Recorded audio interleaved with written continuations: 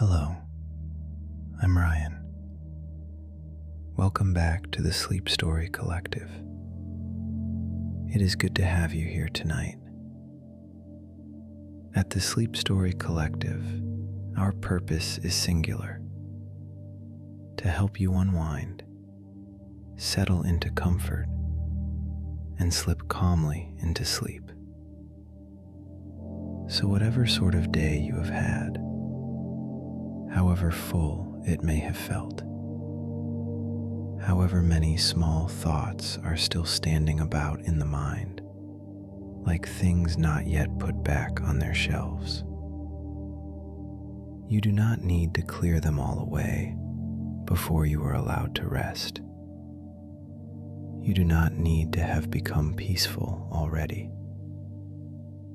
You do not need to arrive here with everything inside you quiet and ready. You can simply come as you are, a little tired perhaps, a little crowded in the head, a little slow to let go of the daylight. That is all right.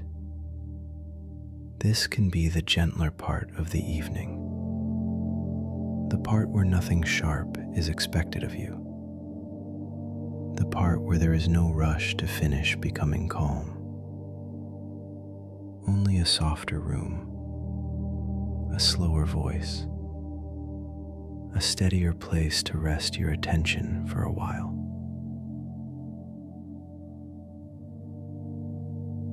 Some nights feel as though they would be easier if there were simply somewhere to set them down, somewhere warm, somewhere careful, somewhere that knows how to handle worn things kindly, not because they are ruined, because they have been used, because they have been carried,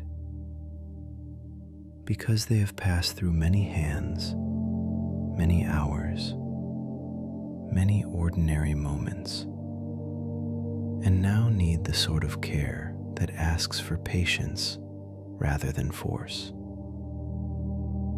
Tonight, that place will be a bookbinder's workshop, a room of cloth and thread, of leather and paper, of drawers lined with labels, of little presses and bone folders and clean squares of linen. A room where cracked spines are steadied, loose pages are gathered, frayed corners are smoothed, and forgotten pages are not scolded for slipping away from their bindings. They are simply found again, lifted gently, aligned, mended, returned.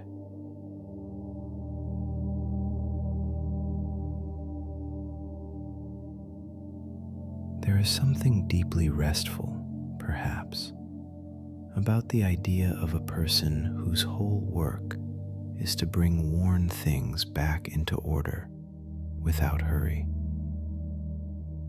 A person who does not throw a book aside because the hinge has loosened, who does not become impatient with brittle paper, who does not look at torn end papers or a softened spine and think only of damage. He sees what still remains, what can still be supported, what can still be held together by careful hands, quiet tools, and enough time. That is the kind of room we are entering tonight. Not a grand library, not a bright shop, a quiet workshop set at the slower edge of evening, where books are repaired after the day has finished asking things of them, and where, perhaps, the listener may feel a little of the same gentle attention simply by spending time there. This story is not built on plot. It is built on rhythm, on preparation, on repeated actions that become more restful with each return. A lamp lit, a cloth unfolded, a drawer opened, a page smoothed, a thread drawn through folded paper, a cover pressed under the palm, a label written in steady ink. The same motions, the same room, the same calm sequence carried a little further each time.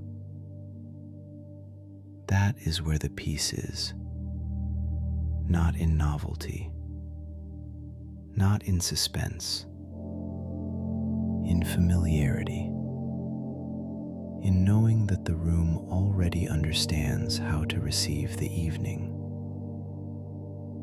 And if this becomes one of those places you return to night after night, that will feel perfectly natural. Because places like this are made for return. They are made to remain. They are made to keep their shape so that you do not have to work to find them again. So let the night begin to settle around you in its own way. Not all at once, not by instruction, only a little, as though a page, still lifted slightly at the edge, were being guided gently back into place. As though the mind, which may have been left open to many things through the day, were beginning to close more softly, one section at a time. As though some inner shelf were being tidied without effort, not emptied, simply restored to a quieter order. This story will help in that way if you let it, not by demanding your full attention, only by offering a steady rhythm for a while, a place where worn things are handled well, a place where what has come loose is not a problem, only part of the work. Tonight's story is called The Bookbinder Who Mends Forgotten Pages.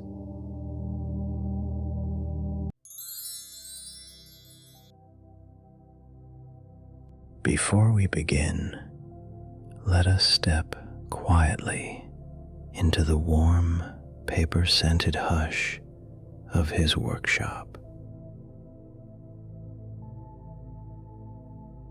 At the end of a narrow lane, where the old brick buildings leaned slightly towards one another, and the paving stones held the last of the day's warmth in their seams, there stood a modest shop with a dark blue door and a small painted sign above the window.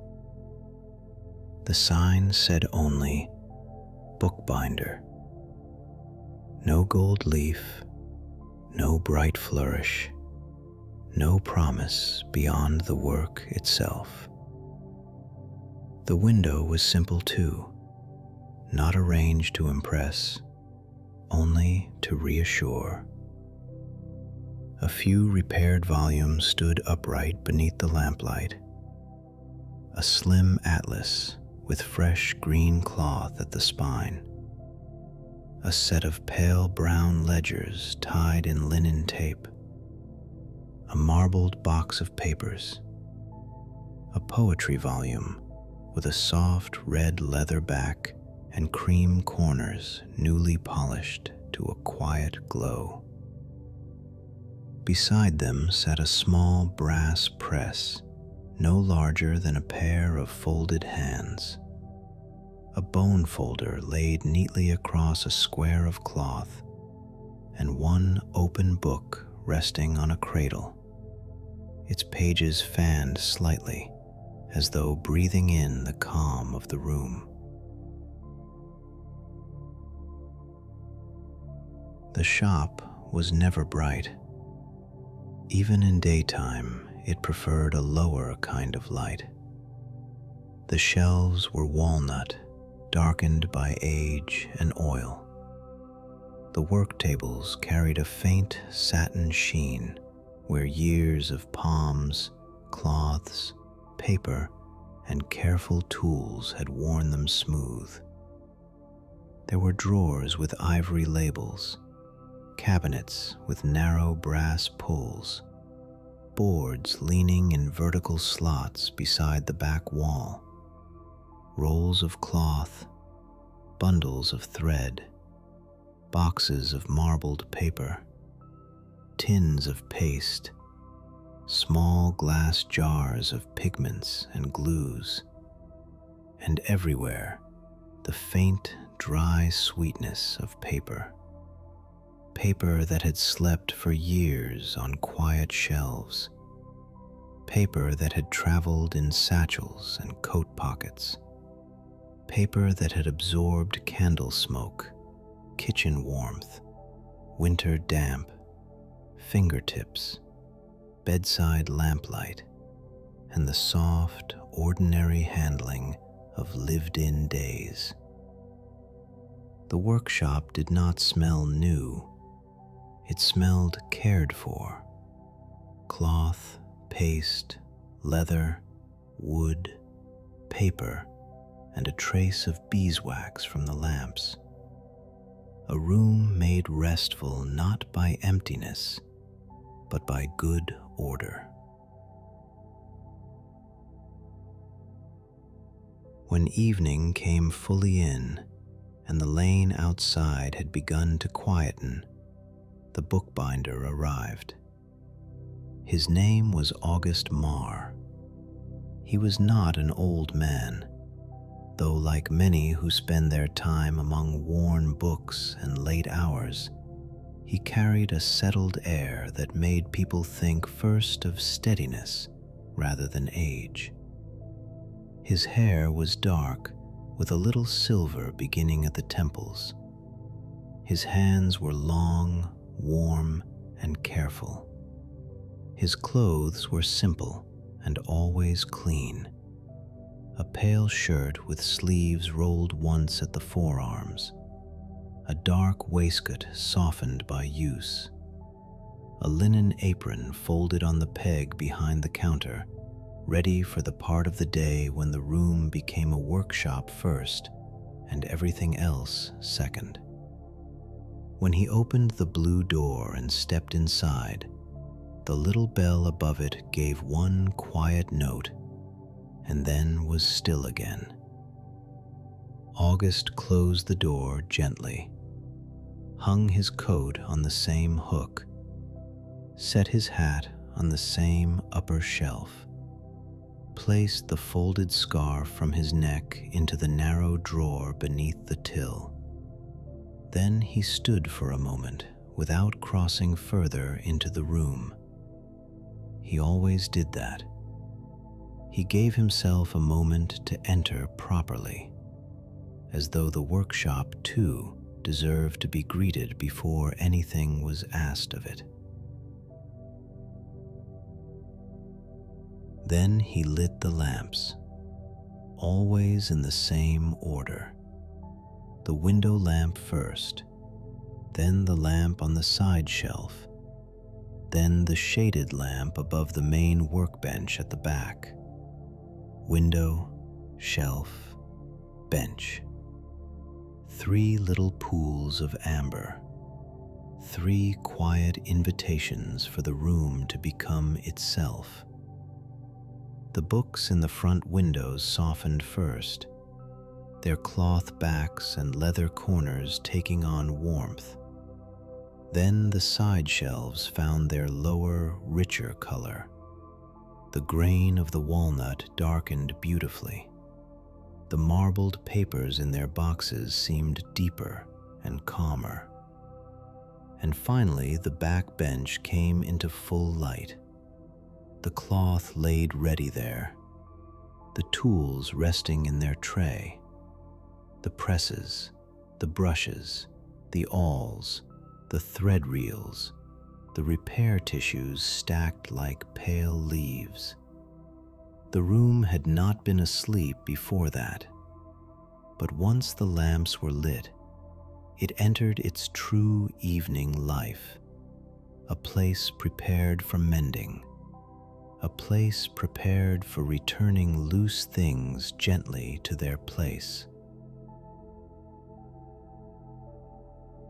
Only after the lamps were lit did August turn the small sign in the window from closed to open. It was not because he expected callers. There would be none at this hour. Those who brought books to him usually came earlier in the day. The evening was for the books after your care, for the slower work, for the soft, repetitive acts that made the room feel calmer with each one completed. That was the hour he valued most, when the daylight had withdrawn enough for the workshop to stop belonging to the outside world and begin belonging fully to itself. When the last errands had gone, when the shelves no longer waited to be noticed, when the books at the bench could become the entire landscape of the evening.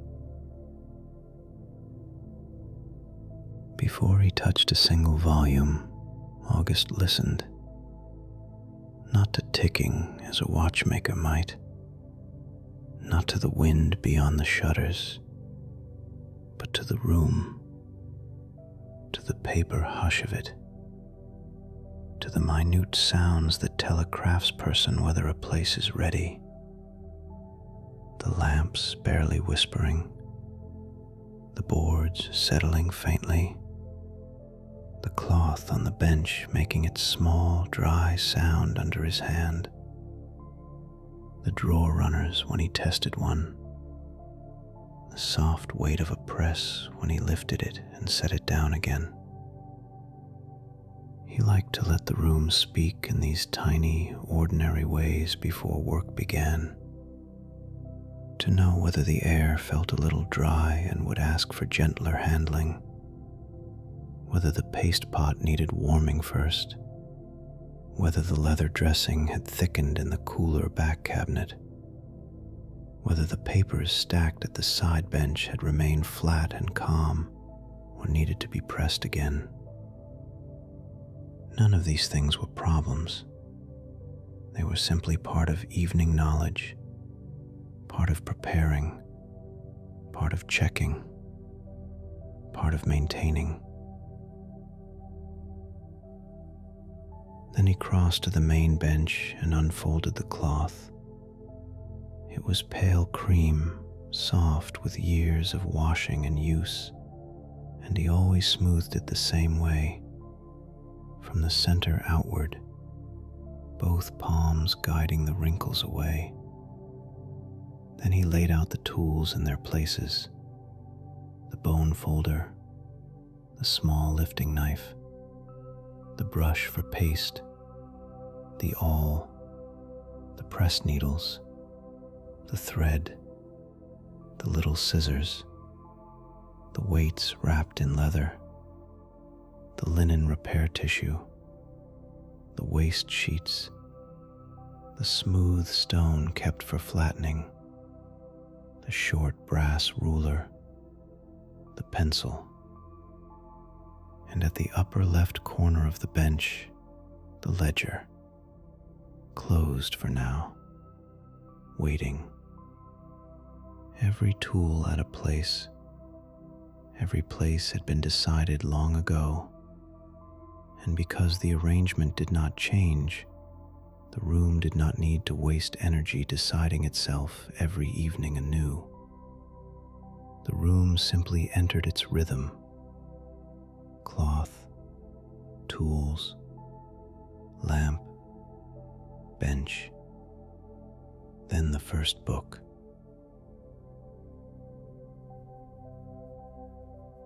Tonight, as on many evenings, the first row of books had already been chosen before August arrived. He always set them aside in the late afternoon, once the front of the shop had quietened and he could feel which sort of work the evening was suited for. Now they rested in a shallow line beneath the bench lamp. A small blue cloth-bound book with a loosened front hinge. A brown leather volume whose corners had worn soft and pale. A notebook of marbled boards with 3 pages detached at the center. A pocket-sized prayer book wrapped in tissue. A thick family ledger with a split along the spine cloth. A faded green novel with deckled edges and a torn flyleaf. None looked distressed.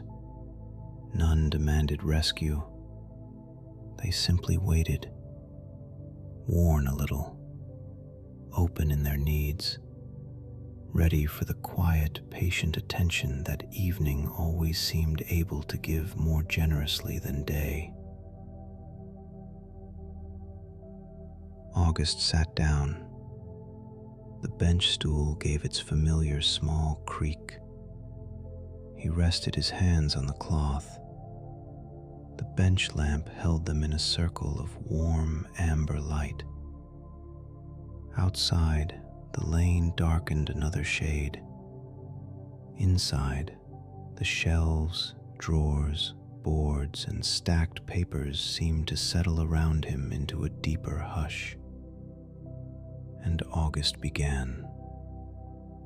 He always began with the volume nearest his left hand, not because it mattered most, because that was where his hand naturally fell. And in a room like his, that was reason enough. Nothing needed a grand system when the room already carried the right order in its bones. The blue cloth-bound book came first. It was small enough to sit lightly in one hand. The cloth on its boards had faded at the edges from years of handling. The title on the spine was barely legible now, not because it had been neglected, because it had been loved in an ordinary, faithful way. A book opened often enough that the fingers had softened it. A book returned to a shelf many times. A book that had lived close to a bed, perhaps, or a chair by a window. August did not build much story around such things. He preferred not to guess at lives, but he knew the feel of frequent use, and this book had it. He opened it carefully, tested the loosened hinge, checked the end paper, lifted the board just enough to see where the strain had begun. It was a simple repair, the sort of work he liked to begin with. A new strip of linen in the hinge, a cleaning of the old adhesive where it had gone dry and chalky, a touch of fresh paste, a careful lift and alignment, then a waiting pause before the board was brought home again under his palm. He cut the linen strip, laid out the waste sheet, dipped the brush, smoothed the paste in a thin, even line. There was peace in that motion. Brush, lift, smooth, align. Brush, lift, smooth, align. The room seemed to settle more deeply Each time he repeated it, he laid the linen into place, closed the board softly, pressed along the hinge with the heel of his hand. Then with the bone folder, in slow, careful strokes, not to force it, only to guide it, only to say, "This is the line you belong to. This is the place you may rest again."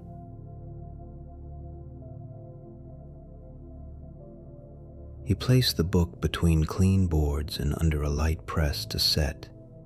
Not heavy, never heavier than needed, enough to support, enough to let the repair keep its true line while the paste began to take. Then he drew the brown leather volume toward him. This one had no structural fault, only the kind of wear that comes when corners have lived a long time in satchels and shelves. The leather had gone pale at the tips. The boards themselves were sound, the pages within well held, but the corners wanted kindness. He warmed a little dressing between cloth and hand, worked it into the leather in circles no larger than coins, then took up the corner tools and coaxed the shape back into a firmer, neater line. Not sharper, only steadier. The volume did not need to become new. That was never his aim. Books that come to a binder do not want to be turned into strangers. They want to feel whole. They want to stop unraveling. They want to be received as themselves and gently supported where they have begun to tire. August understood that well. It was one reason his workshop felt more like a refuge than a repair room.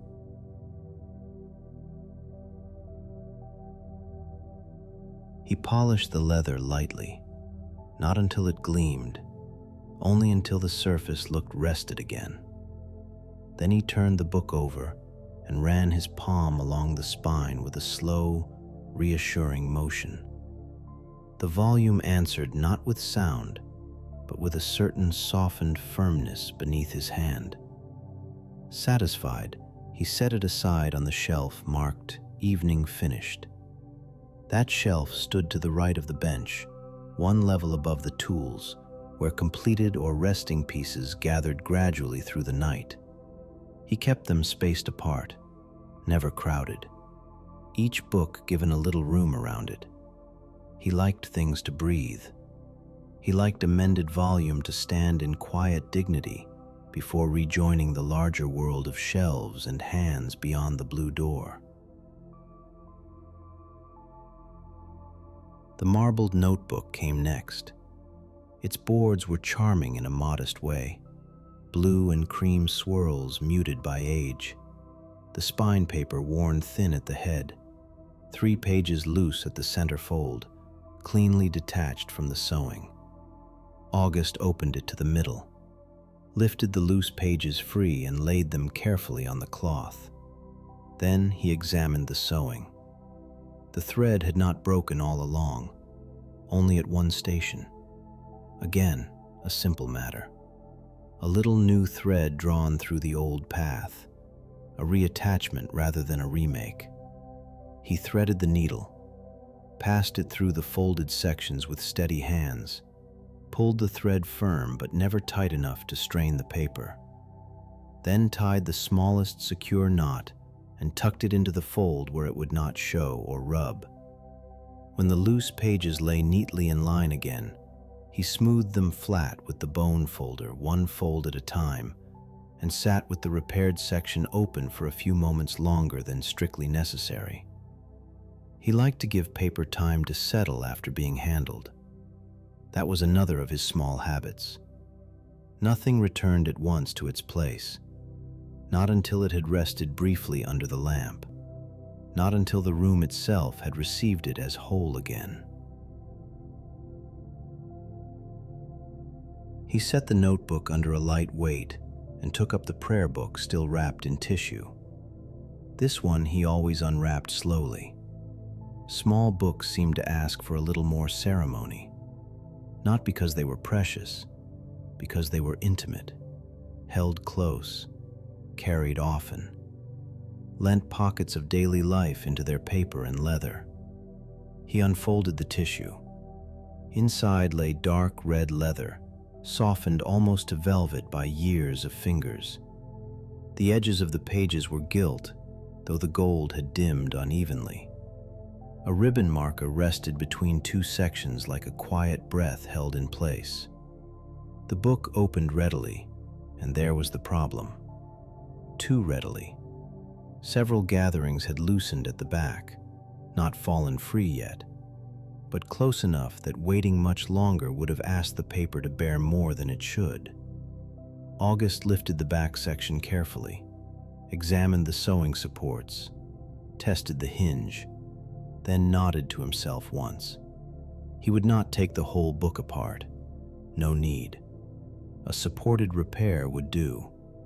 A little guarding tissue, a little reattachment, a little strengthening where the pages met the spine. Quiet work. Fine work. The kind that asked the whole room to come closer and lower itself around the bench. He warmed the paste slightly, cut the narrow tissue strips, laid waste sheets between pages to protect them. Then, one by one, he worked the guards into place along the weakened folds. Tiny acts, nearly invisible. But this was often how the best repairs looked when they were done, as though nothing had happened, except that the book could rest more easily in its own shape. He brushed the tissue gently flat, lifted the next section, then the next. A little paste, a little alignment, a little smoothing with the folder. The prayer book seemed to quieten under his hands, not because books have minds of their own, because careful handling changes the feeling of an object. And August's whole trade rested on that truth. By the time he set the prayer book into a cradle for drying, the room around him had deepened into a richer, later hour. The window no longer held the last of the sky, only reflections of the workshop itself. A lamp, a shelf, the shape of August leaning over the bench, the pale field of cloth, the stack of boards, the quiet line of waiting books.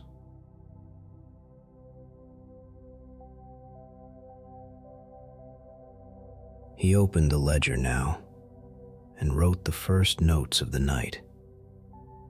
Blue cloth volume, front hinge lined and pressed. Brown leather volume, corners dressed and shaped. Marbled notebook, central pages resewn and weighted. Prayer book, back sections guarded and set in cradle. His handwriting was neat and rounded, not decorative, simply kind to the eye. Writing completed something for him. The work had already been done by hand and paper and cloth and paste. But once it was written, the evening felt gathered, held. The shelf carried the books. The page carried the shape of the hours. And August liked both kinds of order. Then he drew the family ledger toward him. It was a substantial book, cloth at the boards, leather at the spine, with pages thick enough to hold decades of ink. The split along the spine cloth had begun near the lower joint and worked its way upward in a soft, frayed line. Not dramatic, only tired. He lifted the book and felt its weight settle against both palms. Large books asked to be held with the body as well as the hands. They had their own gravity, their own patience. He laid it down on foam supports and opened it only so far as the spine wished to go, never forcing, never flattening. A binder who hurries a large book teaches it fear. A binder who listens teaches it trust. August knew that instinctively. He cleaned the frayed edge, prepared a matching cloth strip from the drawer of repair materials. Dark brown, close enough to the original to sit quietly. Then he worked the new support beneath the lifted spine cloth in a series of slow, careful passes. Brush, lift, smooth, settle. Brush, lift, smooth, settle. The same motions, again and again. The kind of repetition that turns a workshop from a room into an atmosphere. He loved this part of the evening, not because of the technical work itself, though he did love that too. Because by now, the room had fully become what it wanted to be. A place where no movement was wasted. A place where even the pauses between actions seemed useful. The ledger beneath his hands no longer felt like a problem to solve, only something to support, only something to help back into a steadier line. He pressed the new cloth down beneath the old, shaped the joint with the folder, then left the book resting under boards so the repair could take quietly. Nothing in the workshop was ever hurried into completion. Not books, not tools, not the room itself. That, perhaps, was why evening seemed longer there. Not because the clocks outside had changed, because nothing inside the blue door was ever pushed ahead faster than it naturally wished to go. The green novel with the torn flyleaf was saved for next. Its cover was faded at the spine and its edges soft from handling. The torn flyleaf had curled slightly where the paper had pulled. A small thing. But August knew how such small things spread if left unattended. He laid the book open on the felt support, examined the tear, cut a narrow mend from almost invisible tissue, then placed it across the join with the practiced lightness of someone who had done this many hundreds of times and still found it worth doing well each time. The tissue disappeared almost at once into the paper. The tear closed. The page lay flat again. He pressed it between blotters for a few minutes and smiled with his eyes only. Some of the best work in the room was work no one would notice later except by the absence of strain. That pleased him. To mend without making a performance of mending. To leave a page looking as though it had simply remembered how to rest. When the first group of books had all been tended, August rose and crossed into the back room. This second room was narrower and deeper, cooler too.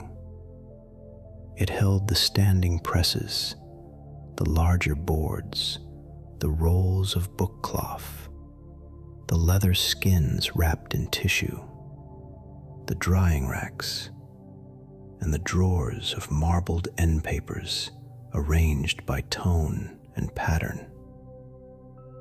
It smelled more strongly of paper here, and of paste warmed earlier in the day, and of leather that had been cut, handled, polished, and put away in good order.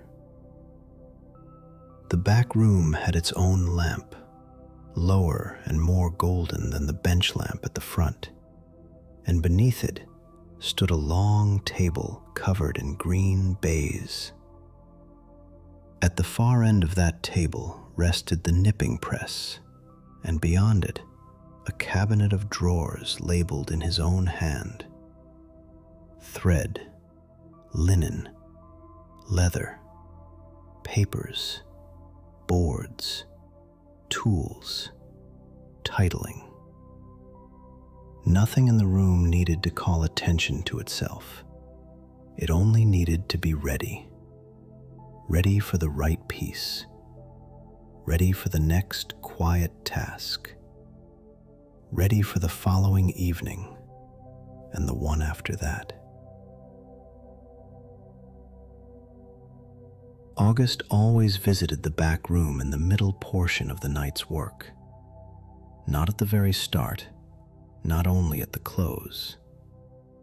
It belonged to the deeper hour, the hour when the front bench had warmed under the first set of repairs, and the workshop as a whole felt more fully settled. He checked the standing press first, not because anything was wrong, because a binder checks what will be asked of the room before asking it. The screw moved smoothly, the jaws aligned cleanly, the felt boards were flat. Then he checked the drying rack. The repaired pamphlet from the day before had set beautifully. A slim ledger with new cloth joints had dried true.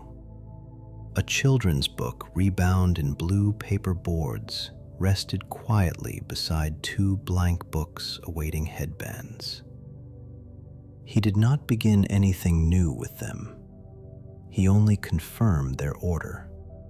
Something prepared, something checked, something maintained. That rhythm ran beneath the whole workshop, as constant and reassuring as a heartbeat.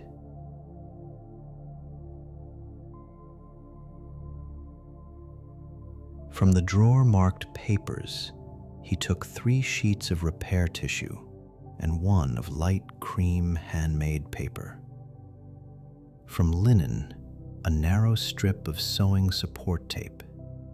From thread, a reel of pale waxed linen that he preferred for finer handwork. He laid them all in a neat stack and carried them back to the main bench, where the next wave of the evening could begin. There were books in the side cabinet, waiting for quieter forms of attention. Not broken, not especially worn, only due for the small care a good workshop gives to items resting between larger tasks. A poetry volume whose dust jacket needed flattening. A set of notebooks to be wrapped and labeled. A travel journal whose ties required replacement. A devotional book with a ribbon marker worn so thin it could no longer slide without fraying. These would fill the later portion of the night beautifully. Nothing sharp, nothing fiddly beyond reason. Only the calmer work that comes when the room itself wants to lower a little further into rest. He sat again, took up the poetry volume first. Its jacket had cockled slightly near the edges. No great matter. He removed it, laid it between blotters, pressed it under a clean light board with the smallest weight. Then checked the cloth-bound book beneath. Sound, only dusty along the top edge. He brushed it carefully. Top edge first, then the foredge, then the bottom edge with the book resting lightly in his palm. Brush, lift, turn, brush. So little was needed, and yet the book looked immediately calmer for it. He returned the jacket to its position beneath the weight and moved on. The notebooks came next, 3 of them, unruled, cream paper, soft gray covers. They had been sewn and covered earlier in the week, and now wanted only final wrapping before collection. He folded their bands of paper, wrote their labels, tied the linen tape in flat, neat bows, then lined them side by side on the even shelf where finished commissions gathered. Again, he left space between them, a little breathing room, a little ease. Even completed things need that. The travel journal with its worn ties pleased him particularly. It was covered in dark blue cloth with rounded corners and pages thick enough to take ink generously. The fabric ties had gone soft and ragged at the ends from years of being knotted and untied.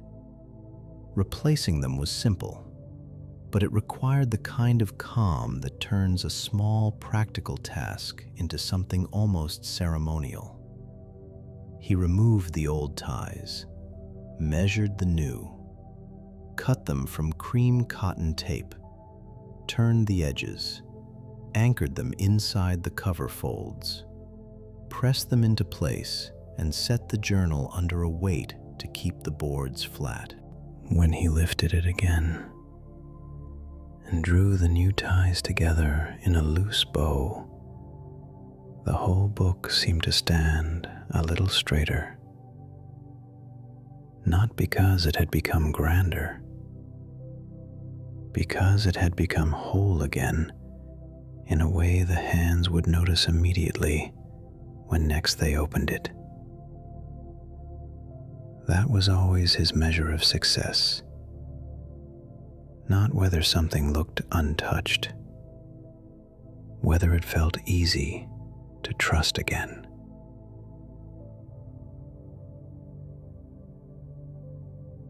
The devotional book and its ribbon marker took longer. Not because the task was large, because the scale was small. Small tasks ask for more patience, not less. He lifted the old ribbon carefully free from beneath the spine lining, chose a new one in muted blue from the drawer of markers. Not bright, not too smooth. A ribbon should move quietly between pages. It should never call attention to itself. He cut it to the same length as the old, turned the top edge into the spine, pasted, aligned, smoothed. Then he closed the book and pressed the spine lightly between his fingers while the new ribbon found its place beneath the lining. When he opened the volume again and let the blue marker fall between the pages, it settled there as though it had always belonged. That too pleased him. Repairs should feel native, as though the book itself had been waiting for them. If you are beginning to feel the quiet of this workshop settling over you, I am glad. If you would like to return to places like this whenever the night needs one, subscribing to the Sleep Story Collective means this room will always be close at hand. For now, let us continue a little deeper into the later hour of the bookbinder's evening. The workshop had changed by then, not in any dramatic way, only in the subtle way rooms do when they are fully inhabited by calm work. The bench lamp seemed warmer, the window darker, the shelves deeper in tone. The books on the finished shelf held themselves with quiet confidence. The repaired prayer book rested in its cradle. The large ledger remained under boards. The marbled notebook lay beneath its light weight. The blue cloth volume still pressed gently at the hinge. Each object was somewhere proper. Nothing lay abandoned. Nothing had been set down without intention. That order was one of the secret comforts of the room. A place becomes restful not by being empty, but by allowing every object a clear, quiet home. August believed that fully.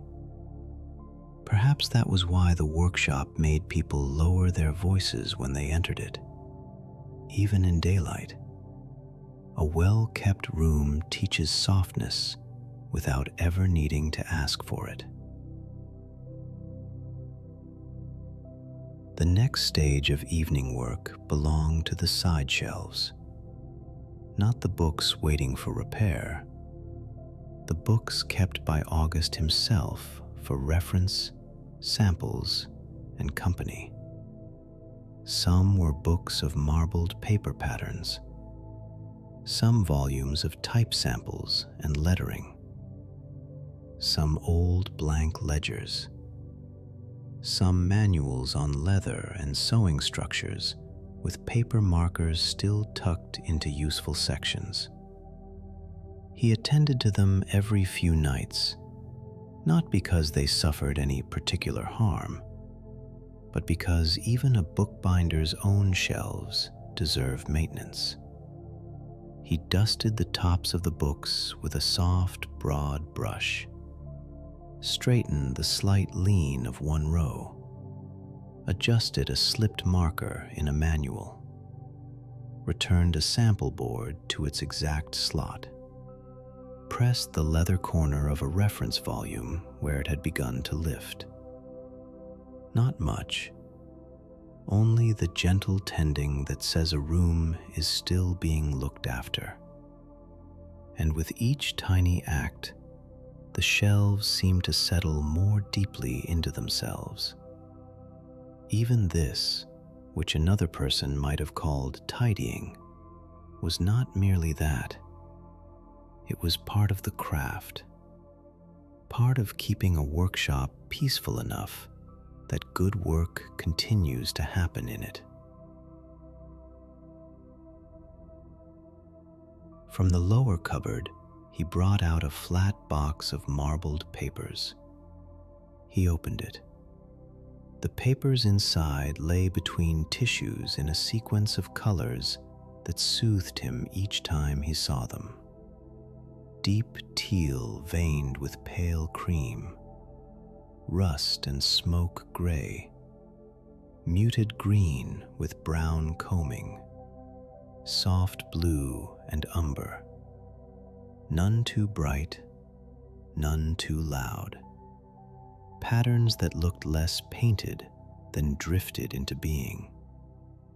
He checked them for flatness, lifted one or two to re-interleave fresh tissue, straightened the pile, closed the lid, then did the same with the box of end bands, then the rolls of headbanding, then the drawer of spine labels. Again, the room received the order gladly. A sorted drawer, a flattened stack, a closed box. Small things, but small things repeated with steadiness change the feeling of any space. They tell it has not been forgotten. They tell tomorrow it will not need to begin from clutter.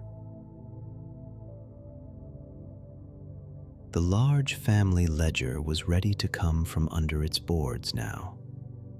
August lifted the top board away, checked the joint, ran the folder lightly down the repaired line. Perfectly sound. Then he took a dry cloth and polished the spine leather in 3 slow passes. Not to shine it, only to remove the faint chalk of dried work from the surface and leave the whole volume feeling rested. He opened the ledger part way and let the repaired joint move once under its own weight. No strain, no tug. A calm, easy opening. Satisfied, he wrapped it in a clean cloth jacket and carried it to the finished shelf. That shelf was beginning to fill beautifully now. Not crowded, never crowded. Only gradually inhabited by completed or resting work.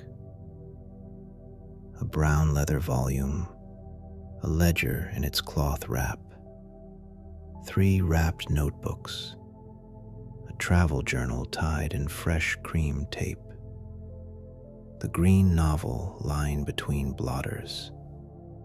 The space between them was part of the pleasure. Each book distinct, each attended to, each permitted to stand quietly as itself.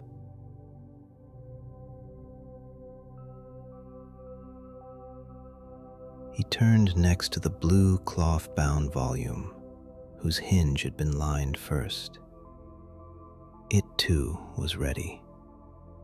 The press boards came away. The hinge moved cleanly.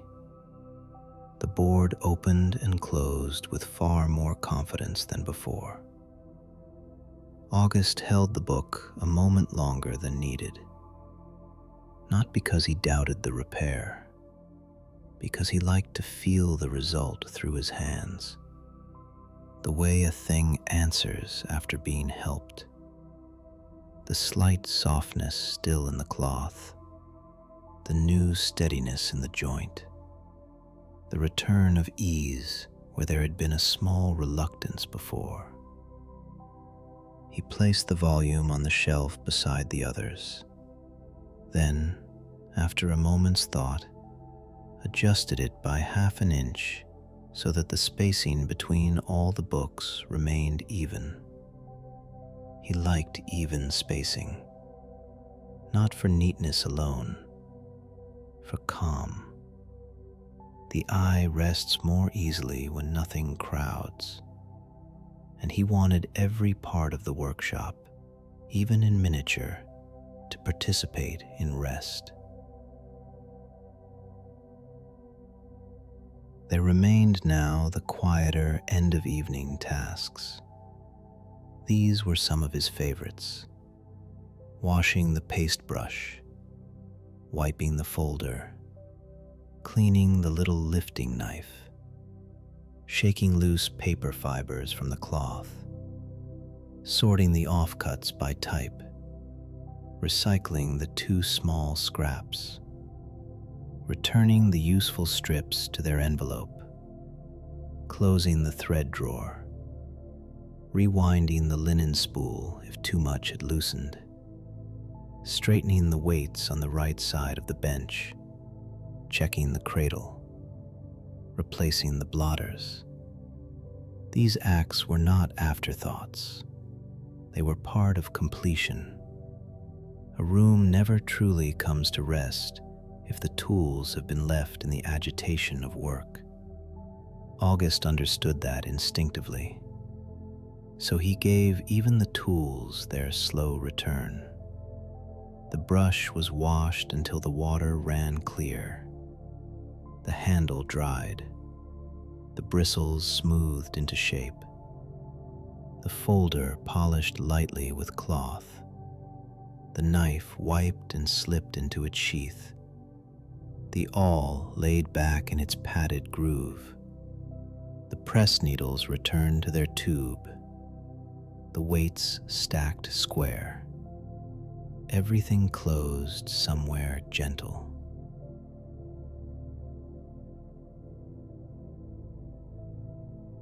When the bench itself was clear, he took up the cloth and folded it in thirds, then in thirds again, not because it had to be folded that way, because it always was, and that was how the room knew the day was nearing its close.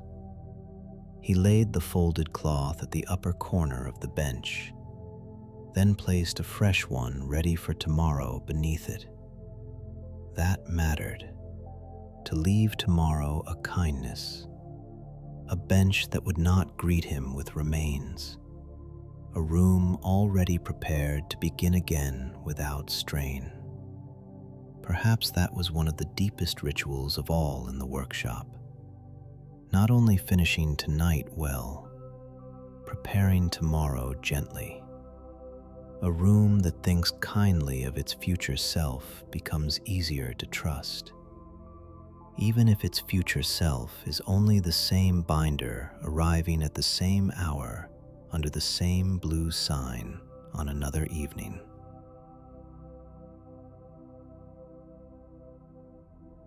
He opened the ledger again for the longer note.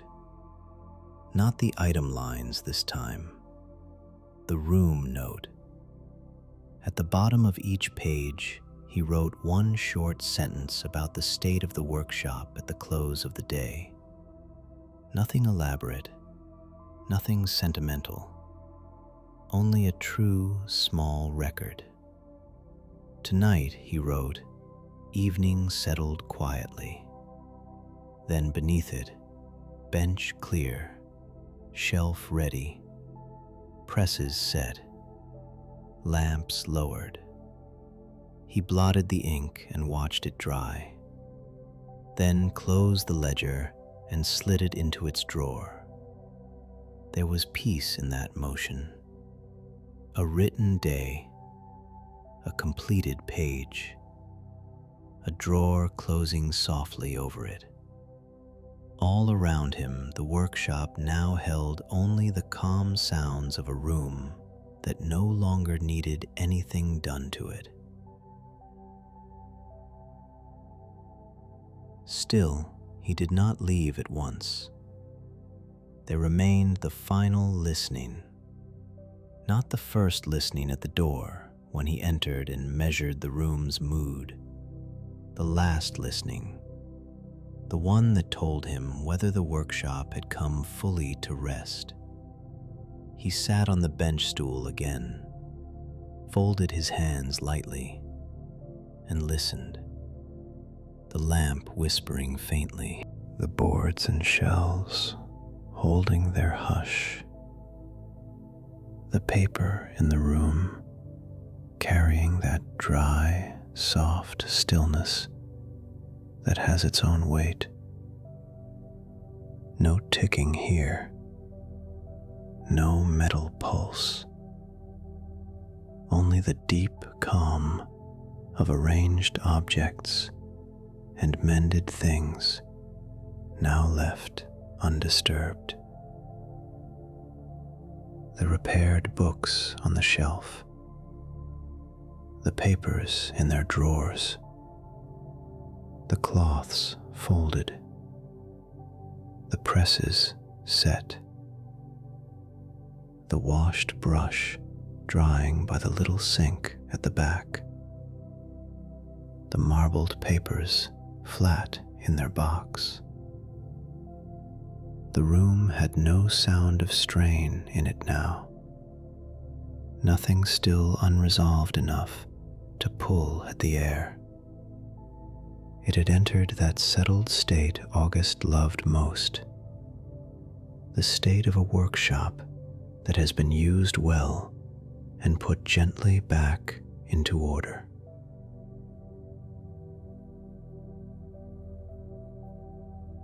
He remained there longer than he strictly needed to, but perhaps need is not quite the right word. There was something needful in the pause, too. The workshop was not made peaceful only by the things he did in it. It was made peaceful by the pauses after. A hinge repaired and then allowed to rest. A page mended and then left beneath blotters. A ledger written and then closed. A shelf arranged and then quietly regarded. The whole room relied not only on action, but on receiving, on allowing the results of care to settle fully before the day was ended.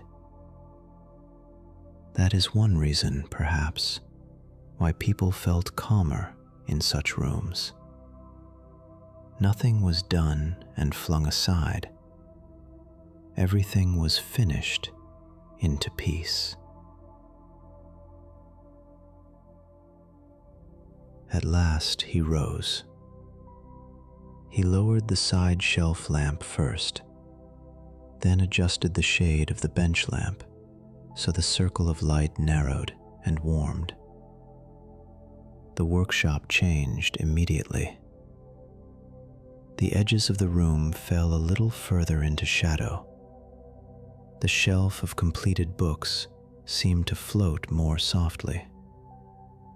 The blue door looked deeper, the walnut shelves richer. Nothing became bleak, only later, more inward. The room had crossed from work into rest.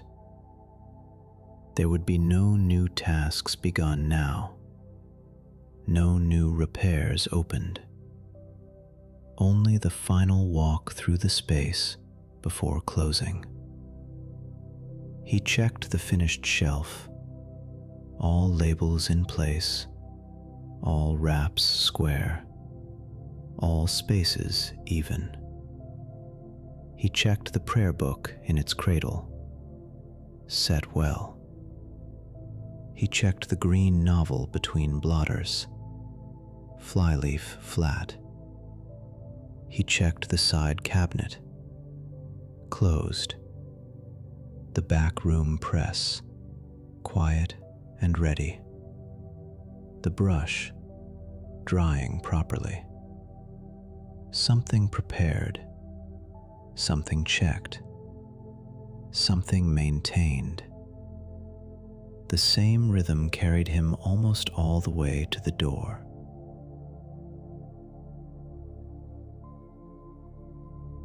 He put on his coat, took his scarf from the drawer and looped it once around his neck, set his hat on, then turned and looked into the workshop one last time.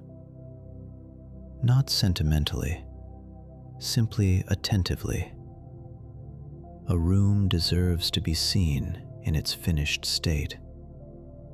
The shelf of mended books, the clear bench, the folded cloth, the drawers quiet and shut, the marbled papers safe in their box, the lamps low, the throat exactly what it had worn to become, a room where worn things had been handled kindly, a room where what had come loose was not discarded, only returned, a room where the evening itself had been bound together more gently.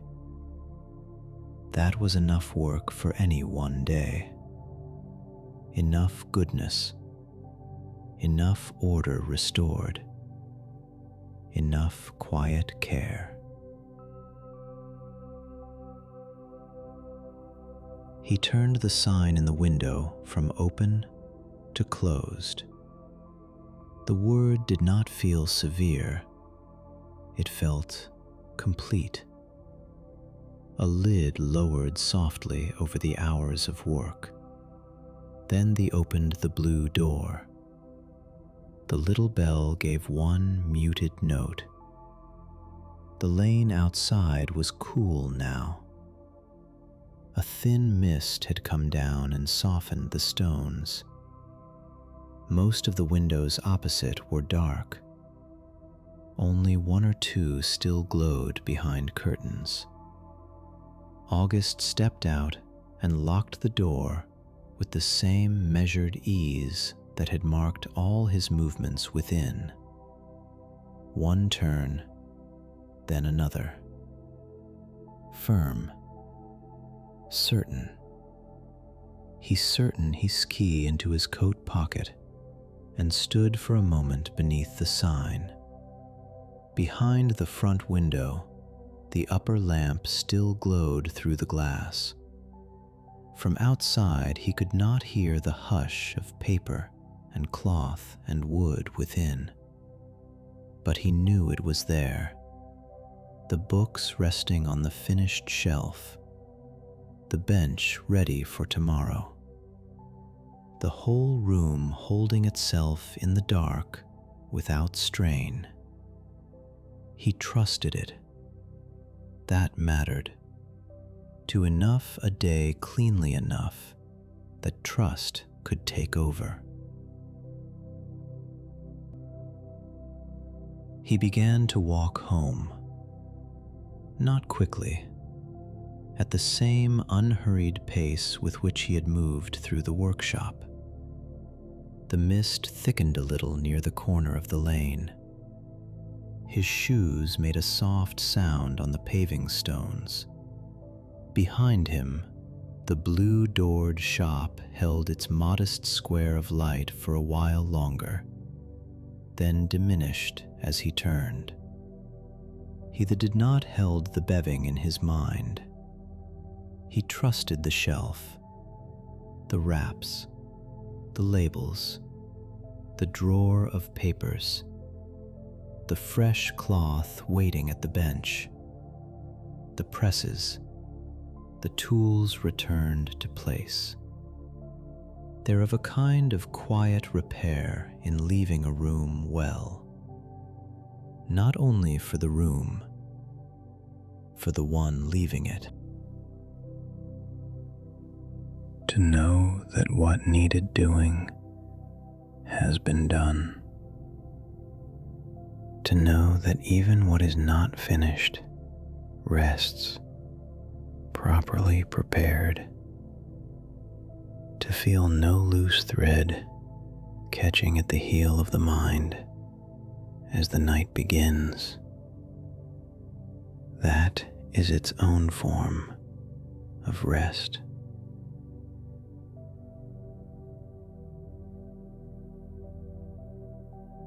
And if you return to that workshop on some future evening, it will still be there.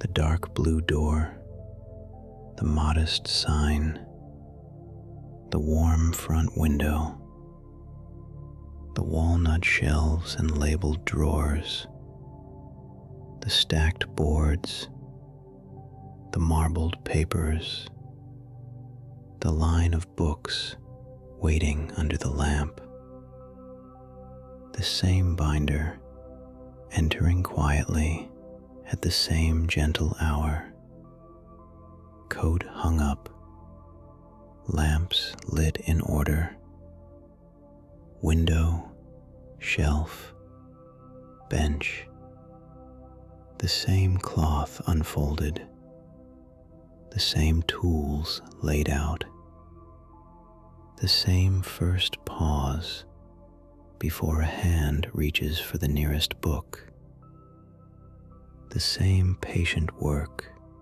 beginning again. That is part of the comfort. Not that the room changes every time, that it knows how to remain, that it knows how to receive you in the same quiet way whenever you return.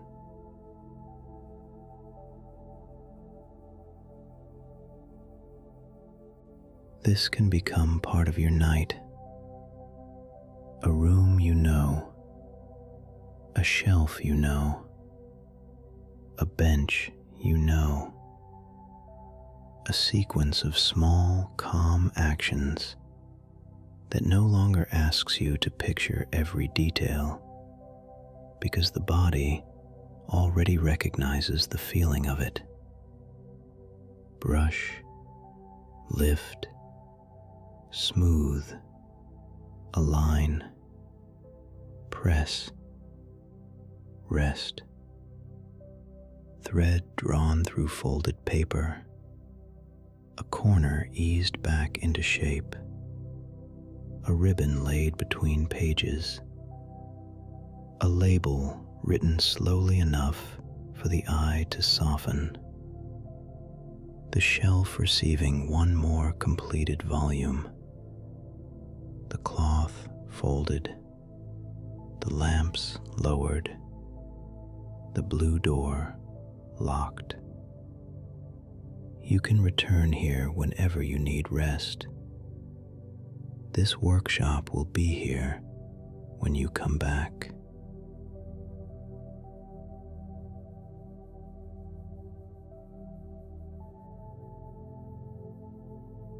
Now the story itself has reached its later hour.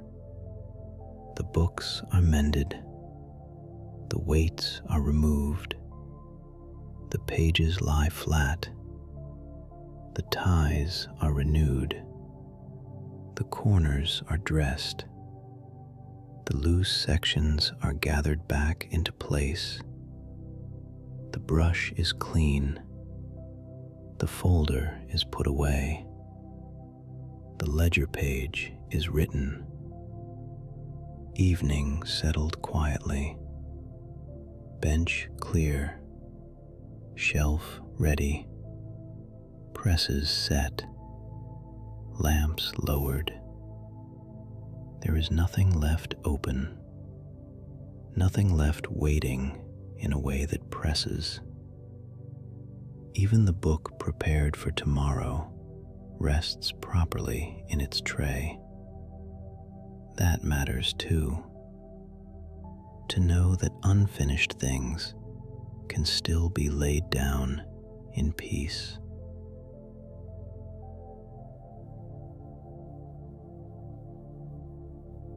So let the workshop grow a little more distant now. Let the shelf of finished books soften at the edges. Let the blue door become a smaller shape in the mind. Let the amber lamp in the window turn from an object into a glow. The room does not need to be held sharply any longer. It only needs to remain a feeling of steadiness, of paper hush, of worn pages received kindly, of quiet order returned where something had loosened. That feeling can stay even as the details drift, because what mattered was never every single board or drawer or strip of linen. What mattered was the rhythm, and the rhythm remains.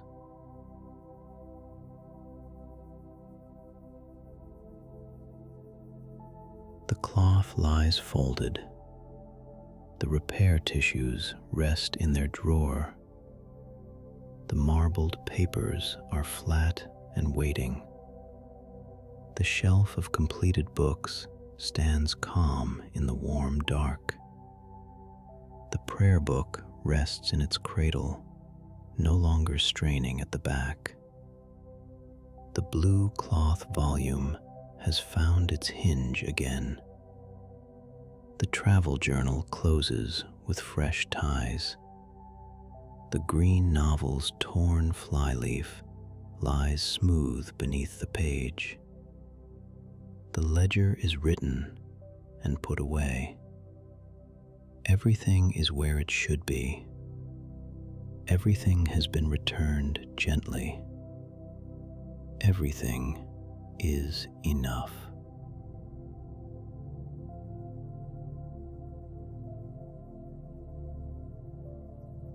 If there is any part of your day that still feels loose at the spine, it may soften now. If there is any thought still standing slightly apart from the rest, it may draw closer.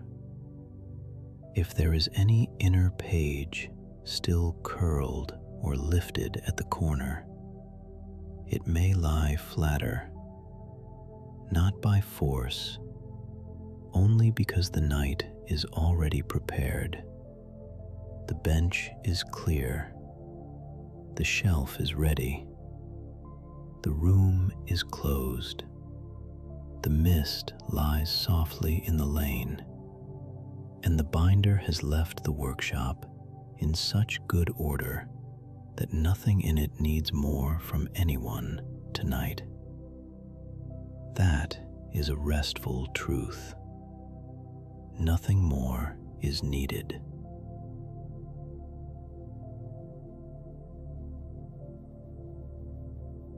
You can return here whenever you need rest. If you would like to keep this door closed, subscribing to the Sleep Story Collective means a new, quiet room will always be waiting when the night asks for one. And now there is nothing left to do but let the workshop remain. Let the lamp soften. Let the shelf stand calm. Let the blue door rest at the end of the lane. Let the books hold their mended pages in peace. Let the binder go on through the mist without any burden left in his hands. Thank you for being here tonight. Thank you for stepping into this warm, careful room. I'm Ryan, and from all of us at the Sleep Story Collective, good night. Sleep well.